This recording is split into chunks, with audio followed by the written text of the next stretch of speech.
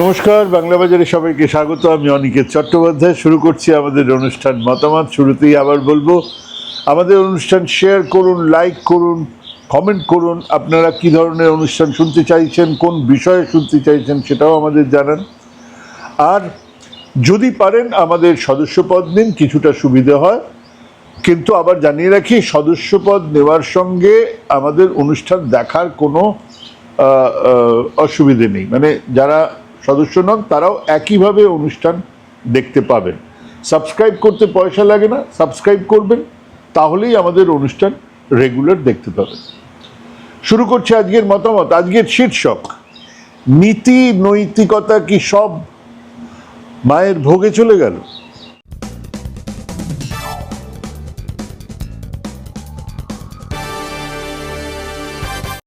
আমাদের ছোটবেলায় কারোর ঘরে পুলিশ আসাটাই ছিল এক ধরনের সামাজিক অপমান। ভদ্রলোকেদের বাড়িতে পুলিশ আসবে কেন, ভদ্র পাড়াতে পুলিশ এসেছে কেন, এরকম বেশ কিছু নীতি নৈতিকতার পাঠ ছিল, সামাজিক নৈতিকতার পাঠ ছিল আমাদের সাধারণভাবে আমাদের বাঙালি সমাজে। জেল ফেরত মানুষ ছিল সমাজ বহির্ভূত এক মানুষের ধারণা। আমরা তাকিয়ে থাকতাম। যদি আমার ছোটবেলায় আমরা কাউকে দেখিনি, কিন্তু যদি কেউ দেখে থাকতেন জেল ফেরত। কিন্তু সমাজ বদলায়। 70-এর দশকে মধ্যবিত্ত বাঙালির ঘরে ঘরে পুলিশ এসেছে, কড়া নেড়েছে। মাঝরাতে পুলিশ আসার, ঘরের ছেলেটাকে নিয়ে যাবার সামাজিক ট্যাবু ভেঙে চুরমার হয়ে গেছে। সেই সময় মানুষ জেনেছিল রাষ্ট্রীয় সন্ত্রাস আসে পুলিশ প্রশাসনের হাত ধরে। কিছুদিন পরে জরুরি অবস্থায় এসে সেই পুলিশ প্রশাসনকে সমাজের চোখে একেবারে ভিলেন বানিয়ে দিয়েছিল। পুলিশের পোশাক অফিসে গিয়ে পরা আর অফিসেই খুলে রেখে আসার রেওয়াজ চালু হয়েছিল সেই সময়। জেল থেকে জরুরি অবস্থার পরে যারা বের হলেন তাদের গলায় ছিল গাঁদা ফুলের মালা। না, জেল ফেরত আসামের নৈতিক কলঙ্ক সেই সময় থেকেই মুছতে শুরু হয়েছিল। এবং যে মাস্টার মশাই রেশন কার্ড বানানোর জন্য সামান্য 2 আনা ঘুষ দিতে রাজি ছিলেন না, কলোনিতে নতুন এসে বাস করছেন, নতুন এসে ঘর তুলেছেন, একটা রেশন কার্ড দরকার, 2 আনার ঘুষ দিতেও রাজি ছিলেন না, সেই মাস্টারমশাইয়ের ছেলে গাইড কিংবা সপ্তপদী ছবির টিকিট ব্ল্যাক করাকে অন্যায় ভাবলেও ব্ল্যাকে কেনাটা তার নীতি নৈতিকতায় খারাপ কিছু একটা বলে মনেই করলো না। মানে দিন গড়িয়েছে, আমাদের নীতি নৈতিকতার পতন হয়েছে। কিন্তু তখনও তা ছিল এক ধীর গতির ক্ষয়। চোখে পড়ত, মানুষ লজ্জা পেত। ছেলে পুলিশে কাজ করে, 2 টাকা উপরি কামায় না, কোনো বাবা মা এই গর্বে গর্বিত হতেন না।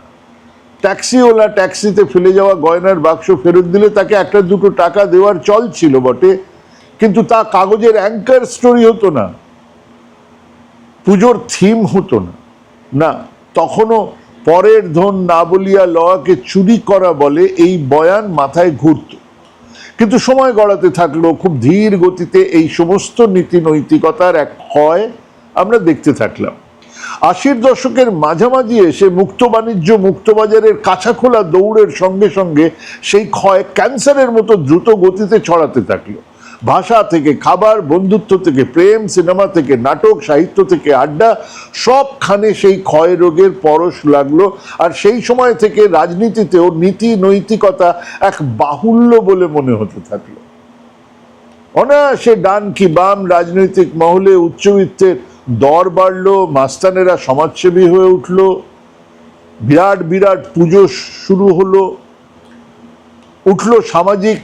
তারা সামাজিক স্বীকৃতি পেল। কিছুদিন আগে পর্যন্ত আমাদের রাজ্যের মুখ্যমন্ত্রী বিধানসভার বিরোধী দলনেতাকে ডেকে বলেছেন, আগে তুমি খাওয়া দাওয়াটা করো, আগে তুমি খাও, তারপরে তোমার সঙ্গে কথা বলছি। নিজের খাবার খাওয়ানোর পরে, জ্যোতি বসুকে, বিধান রায়। পরবর্তী সময়ে গেছে কিভাবে সেই রাজনৈতিক সামাজিক সংস্কৃতি আস্তে আস্তে বদলেছে, কেবল নয়, একটা উল্টো দিকে টার্ন নিয়েছে।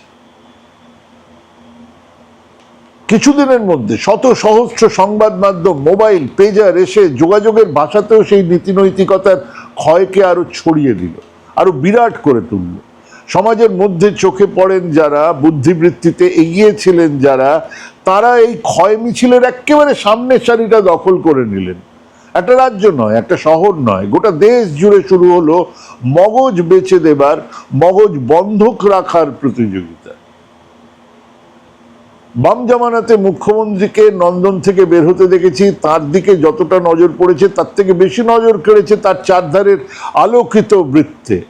সেই তারাই হাওয়া বুঝে কদিনের মধ্যে পাল্টি খেয়ে একেবারে উল্টো শিবিরে, এদের মধ্যে যারা নৈতিকতা, যাদের মধ্যে নৈতিকতার টিকটিকির ল্যাজের মতো ঝুলছিল কোনো রকমে, তিনি সকালে প্রতিবাদী মিছিলে অংশগ্রহণ করে বিকেলে আবার সেই প্রতিবাদের বিরুদ্ধে প্রতিবাদী মিছিলে যোগ দিয়ে নিজেকে খানিকটা নিরপেক্ষ প্রমাণ করার জন্য মাঠে নামছিলেন। সে এক ব্যাপার বটে, কিন্তু তবুও বলবো বাম জামানাতেও এ ক্ষয় চোখে পড়লেও গা গুলিয়ে ওঠেনি, ধান্দাবাজ মনে হয়েছে, বমি করে দেব এমনটা মনে হয়নি। বাম জামানার শেষে সেটাও শুরু হয়ে গেল এই বঙ্গে। কে যে কার মধ্যে কোথায় কি খুঁজে পাচ্ছেন বুঝতে বুঝতে কত কিছু ঘটে গেল। এর মধ্যে লেনিন, তার মধ্যে চে গুয়েভারা, আরেকজনের মধ্যে গগনেন্দ্রনাথ, সে এক এমন ভজনা যার সঙ্গে তাল মেলানো মুশকিল।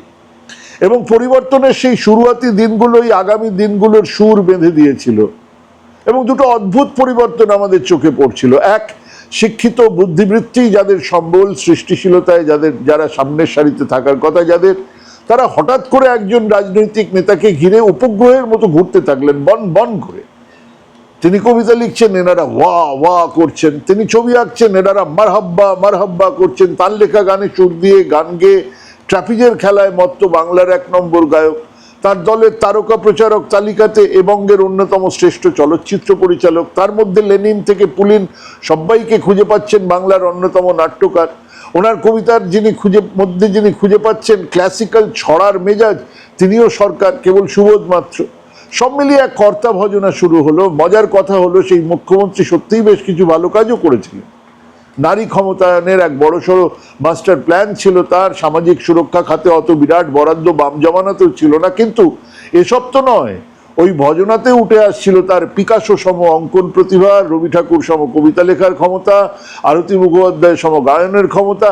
আর এই ভজনদার বাজনদারেরা এসব করেই কেউ মন্ত্রী হলেন, কেউ শান্তি হলেন, কেউ কমিটি, ওই কমিটি, কেউ রাজ্যসভা।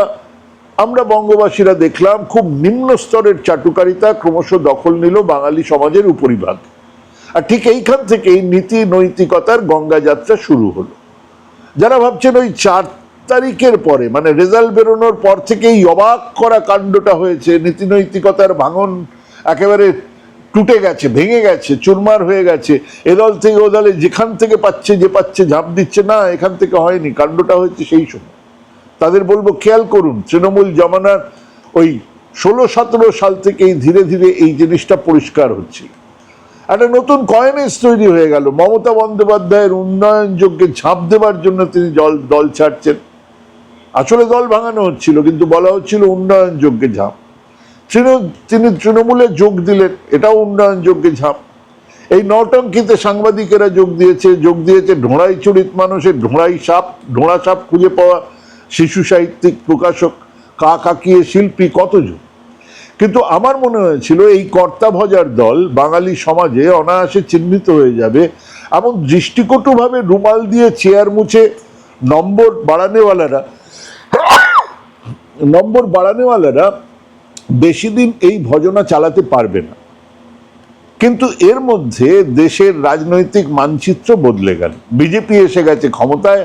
আরএসএস, বিজেপির গ্র্যান্ড প্ল্যান কারোর অজানা নয়। কাজেই এক বিরাট ধর্মনিরপেক্ষ গণতান্ত্রিক মানুষজন ওই বিজেপি আরএসএসকে আটকাতেই এক ধরনের প্রচ্ছন্ন সমর্থন দিতে থাকলেন এই ক্রমশ দুর্নীতিগ্রস্ত হতে থাকা অনৈতিক কাঠামোকে। কই কুণাল ঘোষ আজ ঋতব্রতকে নিয়ে যে নৈতিকতার কথা রোজ বলে চলেছেন, তাকে একবারের জন্য সেদিন বলেছিলেন যেদিন তাকে পাঠানো হচ্ছিল রাজ্যসভায়? ববি হাকিম বা অরূপ বিশ্বাসকে নিয়ে কোনো কথা, কোনো চর্চা কি সেদিন হয়েছে নাকি? কলকাতার মেয়র বলেছেন উর্দু হবে জবান। উনি উর্দুও বোঝেন না, ইসলামও বোঝেন না, কিন্তু সেসব নিয়ে কি কোনো কথা হয়েছে? শিক্ষামন্ত্রী সে যাই হয়ে থাকুন না কেন, সেদিন গাড়ি চালিয়ে দিলেন ছাত্রদের ওপর দিয়ে, কেউ কি কিছু বললেন? ক্রমশ নীতি নৈতিকতার বাঁধনগুলো খসে পড়ে গেছে। নেতারা এমনকি মঞ্চে প্রকাশ্যে এসেছেন, গলায় ঝুলছে 10, 20, 30 তোলার সোনার শেকল। ব্যক্তিগত পার্টিতে আমার তো গ্লেনমরেনজি ছাড়া তেষ্টাই মেটে না গোছের কথাবার্তা শুনেছি। সাংবাদিকদের গাড়ি খাটছে নবান্নে। অনায়াসে মুখ্যমন্ত্রী সাংবাদিককে মাইকের তারের লাইন ঠিক করে দেওয়ার নির্দেশ দিচ্ছেন মঞ্চ থেকে, সাংবাদিক সেটা পালন করছেন। দলের তরুণ নেতা আবেগঘন কবিতা পাঠের মুহূর্তে তাকে অপমান করে থামিয়ে দেওয়ার পরেও সেই নেতা মঞ্চ ছাড়েননি, তারপরেও তিনি নেত্রীর অনুপ্রেরণার কথা বলেছেন ঢঙ্কিলে, কিন্তু মগজ থেকে নৈতিকতা খসে গেছে সেই দিন। কেবল সময় আর সুযোগের অপেক্ষায় বসেছিলেন সবাই, এবং জমা হয়েছে কোটি কোটি টাকা সম্পদ, যা বাঁচিয়ে রেখে পরের প্রজন্মের হাতে তুলে দেওয়ার জন্য নৈতিকতা বিসর্জন দেবার যথেষ্ট কারণ খুঁজে পেয়েছেন তারা, যা আমরা আজ দেখতে পাচ্ছি। যে অভিনেতা তার নাকি বন্ধুর সঙ্গে এক আসনে বসতেই আপত্তি জানিয়েছিলেন, তিনি আজ বিধায়ক রুদ্রনীলের বন্ধুত্বের কিস্সা জাহির করে বলছেন, আর এসব নাকি তার সদ্যজাত সন্তানের মুখ চেয়ে করা কাজ, সেটাও জানিয়ে দিচ্ছেন। কেন কেন অনৈতিক? কারণ আমার সন্তান আমার দিকে তাকিয়েছিল, এরপরে আর তাকাবে না। সেই তিনি যিনি বাংলার মোড়ে মোড়ে মন্দির বানানোর কথা বলেছিলেন, তিনি চোখ উল্টে বলছেন ধরা যাক দু একটা ইঁদুর আবার। হ্যাঁ, এটা একটা দলের কথা বলছি না, আমি এক সময়কাল ধরে কিভাবে নৈতিকতার সমস্ত ব্যারিকেডগুলো প্রকাশ্যেই ভাঙা হয়েছে, সেই ভাঙনের সামাজিক স্বীকৃতি এসেছে, আজ তার খণ্ড ছবি দেখতে পাচ্ছি। এমন নয় যে সমাজ এক পলিটিক্যাল বাইনারি মেনে চলে, সমাজে নৈতিকতা ভাঙলে তা ভাঙতে থাকে, তাকে গড়ে তোলার এক সচেতন প্রচেষ্টা না থাকলে কেবল রাজনৈতিক পরিবর্তনে সেই নৈতিকতার ভাঙন ক্ষয় থেমে থাকে না। সেটা একটা বিপজ্জনক অবস্থা। এক অসম্ভব বিদ্বেষ ঘৃণা ছড়িয়েছে, তার ভিত্তি ছিল নিজের আখের গোছানো, আর তো কিছুই নয়। তেমন এক অবস্থায় এক ঝটকায় রাজনৈতিক পরিবর্তনের পরে কেউ কেউ অবাক। কদিন আগে যিনি মমতা অভিষেকের নাম গান হনুমান চাল্লিশার থেকে বেশিবার করতেন, তিনি আজ উল্টো সুরে কথা বলছেন উনিও যাবেন, যেতেই পারেন। সবটাই একটা এমন আবহে ঘটছে যেখানে নীতি নৈতিকতার চিহ্ন বহু আগে মুছে গেছে। অনেকে সেই ক্ষয়ের চিহ্ন দেখেছেন, ব্যক্তি বোঝেননি। কেউ কেউ বুঝেছেন কিন্তু ইগনোর করেছেন, মাথায় ঘুরেছে যদি আরএসএস বিজেপি এসে যায়। আর সেই ঘটনাটা ঘটে গেছে। নীতি নৈতিকতাহীন এক সমাজে এখন আর এক অন্য নৈতিকতার পাঠ পড়ানো শুরু হচ্ছে। আমাদের ছোটবেলার কথা মনে পড়লে মুখের ভাষা থেকে লেখার ভাষা, সমাজে বিভিন্ন স্তরে মাথাদের রাজনীতি, সাংস্কৃতিক, আধ্যাত্মিক সমস্ত জগতের নীতি নৈতিকতার পুনর্লিখনের কাজ শুরু হয়েছে। বেমানান লাগছে আমাদের ছাত্র যুবকালের সমাজ কাঠামো, পরিচিত সমস্ত সামাজিক মাত্রা 180 ডিগ্রি উল্টে গেছে। রাজনৈতিক লড়াই থামবে না, রাজনৈতিক লড়াই চলবেই, কিন্তু সমাজের রন্ধ্রে রন্ধ্রে নীতি নৈতিকতার এই গঙ্গাযাত্রা আটকানো না গেলে বাঙালি সমাজকে বাঁচিয়ে রাখা যাবে না।